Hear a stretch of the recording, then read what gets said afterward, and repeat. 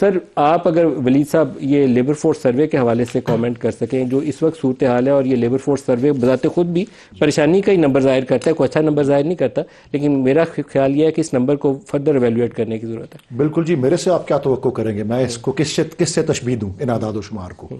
Form 47 جہاں وہاں number اوپر نیچے ہوتے ہیں، ایک ہزار کو 10,000 بنا دیا جاتا ہے،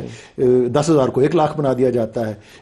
100 پولنگ اسٹیشنوں میں 9% ٹرن آؤٹ ہے، اگلے 150 پولنگ اسٹیشنز میں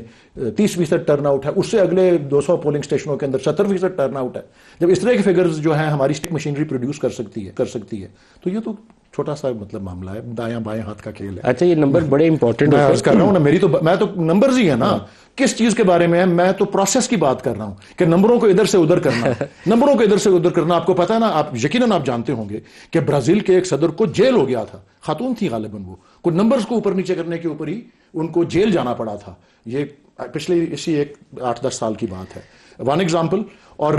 دوسرا اس کے علاوہ آئی تھنک اس کو آپ دیکھیں اس تناظر میں بھی کہ یہ جو IMF کی رپورٹ ابھی ریسنٹلی آئی ہے، کرپشن والی، بالکل کرپشن والی،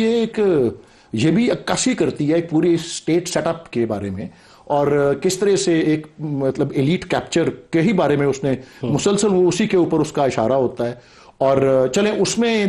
نمبرز کی فجنگ کا اتنا تو ذکر میں نے نہیں دیکھا اس والی رپورٹ میں، کہیں اور اس کا ذکر جو ہے وہ آتا رہا ہے، لیکن یہاں باتیں بڑی حیران کن ہیں۔ اب جس طرح کہہ رہے ہیں نا، یہ آپ ان امپلائمنٹ والے نمبر پہ یہ انفارمل سیکٹر کو انہوں نے بیچ میں ڈال دیا ہے، ان پیڈ ورکرز کو اندر ہوتا ہے، لیکن آپ اس کو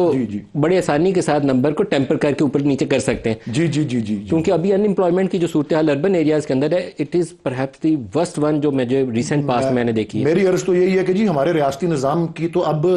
طلائی تمغے کی مستحق بن گئی ہے نا نمبروں کی مینیپولیشن میں، اور اس کا سب سے بڑا اگزامپل 8 فروری کا الیکشن ہے، اور اب ضمنی انتخاب اسی کا تسلسل ہے۔ آپ کسی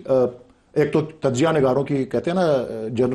journalism is the first draft of history. آج کا ڈان کا ایڈیٹوریل پڑھ لیں، ہولو وکٹری اس کو کہا ہوا ہے، یا آپ اس کے علاوہ تجزیے دیکھ لیں، 8 فروری کے تجزیہ، 9-10 فروری کی دنیا کی حکومتوں کے اعلان جو ہیں وہ سن لیں کہ کیا تھے، ان کے آبزرورز آئے ہوئے تھے۔ کامن ویلتھ کی رپورٹ تو لیک کر کے آ گئی، EU کی نہیں آئی، انہوں نے دبا کے اس لیے رکھی ہوئی ہے کیونکہ حکومت پاکستان اور الیکشن کمیشن نے مشروط رکھا ہوا تھا کہ آپ ہمیں دیں گے اور ہم چاہیں گے ریلیز کریں گے، آپ نہیں ریلیز کر سکتے، تو وہ ابھی تک ڈھکی چھپی ہوئی ہے۔ اور تمام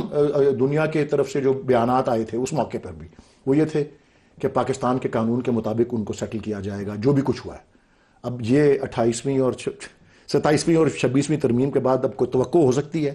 کہ یہ تو 26ویں 27ویں ترمیم میں یہ تو 2-3 اسلام آباد کے حلقوں کا ہی طلب کر لیا تھا جب ریکارڈ، تو ججز کی ٹرانسفر اور پوسٹنگز کا سلسلہ شروع ہو گیا، ہائی کورٹ ججز کی۔ تو میں یہ صرف آپ کو ایک پورا ایک ریاستی نظام اور اس کے ایک سسٹم اور اس کی ایک سوچ کی بات جو ہے عرض کر رہا ہوں۔ اور میرے خیال میں IMF کی رپورٹ کی ایک بات قابل ذکر بہت زیادہ ہے، وہ یہ ہے کہ کیا ہے، انہوں نے میرے خیال میں number if I am not remembering incorrectly 75% ہمارے ٹیکسز جو ہیں وہ انڈائریکٹ آمدن جو ہے وہ انڈائریکٹ ٹیکسز سے آتی ہے، اس کا سارا ملبہ پاکستان کے غریب لوگوں پہ پڑتا ہے، اور یہ ایلیٹ جو ہے وہ اس کو انجوائے کر رہی ہے انفارچونیٹلی۔ تو آئی ایم سوری جی، یہ سارا میں مطلب اس بات کے اوپر جو ہے آپ نے جو ان امپلائمنٹ وغیرہ کی بات کی، میں اس کو ٹوٹل اس کے مجموعی طور پہ میں عرض کرنا چاہ رہا ہوں کہ یہ سارا سیٹ اپ ہے۔